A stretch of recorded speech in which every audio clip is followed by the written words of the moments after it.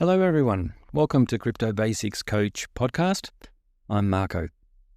I'm here to help people navigate this topic so as to benefit from the opportunity this new technology provides and not get distracted or put off from the nonsense there is out there about crypto. Anything and everything presented and discussed, whether here or in our sessions, is of an educational nature and should never be taken as financial advice. Always do your due diligence and consult professionals before making any final decisions. Hey folks, hope you've had a great week since we last spoke. Today's topic that I wanted to cover off was news versus informative content. So I just want to talk a little bit about what are you listening to, what are you reading, what sort of inputs are you getting, and the different types. So what I've done is I've kept it simple. I've created 4 categories with regards to information that you're going to encounter. The first is news, free to air. This is like things you hear on the radio, things like you hear on TV. And essentially, by the time you hear it on these mediums, number 1, it's not really useful for your investing because it's usually after the fact. 2, certain organizations around the world push certain narratives through these media outlets. And so be very, very careful about trying to make, informative investment decisions based on what you hear on radio and TV. As I say, usually it's typically too late. Okay. And of course, any news channel that might be reporting things on, doesn't matter if it's YouTube, if it's X, if it's podcasts and so forth, if they follow a similar tack, then just be careful because you're hearing things after the fact and they're really, really irrelevant. Okay. And often the reverse narrative is pushed to benefit the ones that are actually in the know. Okay. So that's number 1, free to air news. So it's the old thing that if it's free, well, it's probably worth that. Second, hype and clickbait. So what are these? Well, it doesn't take long on your crypto journey if you're getting into YouTube and some other medias that you see all these, fantastical titles of price predictions and, oh my God, you must look at this now and, things are going to blow up. And they use very, emotive and descriptive words in the title. And essentially what they're trying to do is they're trying to get you to click on their link, their video. Okay, and that helps the algorithm of the social platform that they're on to potentially give them more rewards, more monetization, etc., etc. But 99% of the time, when you see a picture or a title that just sounds fantastic, it's usually pretty lame. Okay, and I would just skip by it if I was you and go for the channels that hopefully you're building up over time and stick to the quality information. Okay, so number 2, there's going to be hype and clickbait, which typically doesn't give you any good information for the things that you want to invest in. Excuse me. Then the third one, news announcements and confirmations. Now, this is a little different, okay?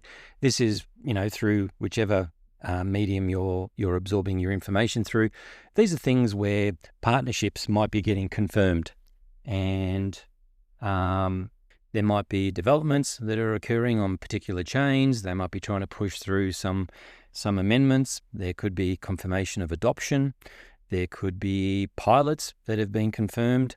And there could also be announcements around chain developments that people might be doing, whether the chains are merging or whether new functionality is being created in a chain.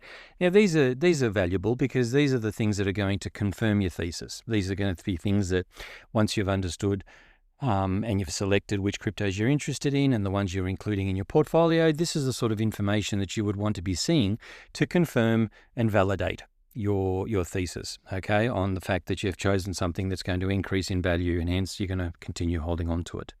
So these are worthwhile. And then the fourth category would be things that I would call educational. Okay, educational content is anything that's explaining something, defining something, how things might work. Could be in finance, for example. There might be areas of the finance industry you don't understand, and this could be an educational aspect where you're learning how things actually work, how money is moved, or how products are defined and how they work and how they're settled, for example. It could be about tax, or it could be about crypto itself, okay, where, you're dismissing the non-factual errors, meaning where people, and I've covered this recently, where you hear a lot about centralization and decentralization, and you hear nonsense about DeFi and all sorts of things. Okay, so the educational content is obviously important, and you want to try to understand at the end of the day anything that you're hearing, anything that you're seeing, anything that you're reading, you want to really identify which of these 4 categories do they fit into.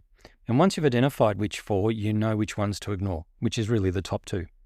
Okay, get rid of the news free to air and get rid of the hype and clickbait and focus on 3 and 4, which are the ones that are going to help you with your investment portfolio. Now, you can only improve your investment choices by determining risk, developing your plan and set realistic expectations if you can understand the differences of the 4 categories, and you're able to then spend more time on 3 and 4, which will add to your portfolio, whereas 1 and 2 will pretty much just distract you from your portfolio. You also want to be able to, it'll help you identify the sources, which you'll get from each of the above. So if you're listening to YouTube, again, over time, you might identify 12, 15, maybe 20 channels where you feel you are getting 3 and 4, not 1 and 2. Okay, or it could even be on X. Who do you follow on X, on Facebook? Again, is the majority of the information or the majority of the subscriptions you've subscribed to, are they of the type of 3 and 4? If not, then you want to look at the sort of information that you're absorbing. And when it comes to information or data, in IT, there's a pretty famous saying, and that is rubbish in, rubbish out. So be careful what you're mentally absorbing. Make sure you are getting the information in the categories 3s and 4s, and that'll not only speed your knowledge up and your understanding, but it'll also serve your portfolio a lot better than if you're just getting wrapped up in 1 and 2. And also you might find that your emotional ups and downs will perhaps be a little bit more even with focusing on category 3 and 4. Okay, so I hope that helps. Just wanted to give you some information around the sort of content and info that you're going to encounter in this industry, and hopefully by just categorizing it, that's going to help your journey. Now, last week, the homework was stablecoins at risk if the underlying currency resets. And hopefully you've got a little bit of understanding of why I asked that question and why I've suggested that you might want to be careful how much stablecoins you hold if you've looked into it and understood what the currency reset would be of any particular stablecoin that you're considering to use. This week's homework, okay, is what I want you to do is, and I talked about this during the week a little bit more, and that is make sure that you're developing a plan, okay? Don't just go at this with thinking that everything in your head is all you need. Develop a plan showing the income that you're wanting to create and the time frame. This will help with regards to setting up your goals and your activities, okay? The plan should contain how much you're willing to invest and which assets you believe will achieve your goals. Okay, there's no point in investing, hundreds of thousands of dollars in assets that are not going to appreciate much, and at the same time, you don't want to invest across, 75 different cryptos where a lot of them may not go to the goals you expect, and then you're diluting your assets. Okay, so write that down, play with the numbers, and try and come up with a thesis of how much do you need to invest and which cryptos have a good use case that you believe is going to achieve your goals. All right, then. It's great being talking to you again. Next week, even though it's close to New Year's, there'll still be one more podcast. Hope you're getting value from these. Look after yourselves. Take it easy. Bye.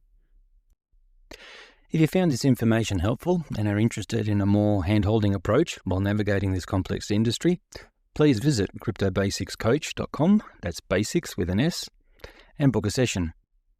The first 30-minute session is free, and we can get to know each other, talk about what your aims are, what you're looking to do, and how I might be able to possibly help. I've helped people get started, set up exchange accounts, wallets, DeFi platforms, and general knowledge. Look forward to speaking with you. Cheers.